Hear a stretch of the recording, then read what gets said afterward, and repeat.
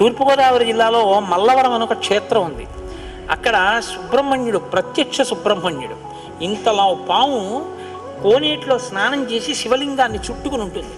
అది పిల్లలు పుట్టని వాళ్ళు వెళ్ళి నమస్కారం చేస్తే పిల్లలు పుట్టారు. డాక్టర్లు పిల్లలు పుట్టారని సర్టిఫై చేసిన వాళ్ళకి పుట్టారు.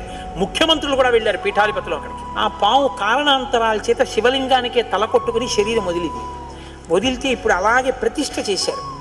అక్కడ నేను ఆశ్చర్యపోయింది ఏంటంటే, నాకు ఆ దేవస్థానం ధర్మకర్త ఒక ఆయన వచ్చి ఒకసారి ఓ మాట చెప్పారు. బిడ్డలు పుట్టరు అని డాక్టర్లు చెప్పేసినటువంటి వాళ్ళు సుబ్రహ్మణ్య షష్ఠి నాడు ఈ దేవాలయం వెనకాల పడుకుంటారు, వచ్చి బోర్లా పడుకుంటారు ఆడవాళ్ళు.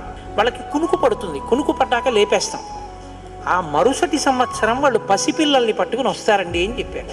నాకు అపనమ్మకం కాదు, చూడాలనిపించింది. కాకినాడ నుంచి చాలా మందిని కలిసి సుబ్రహ్మణ్య భుజంగ స్తోత్రం చేశారు శంకర భగవత్పాదులు.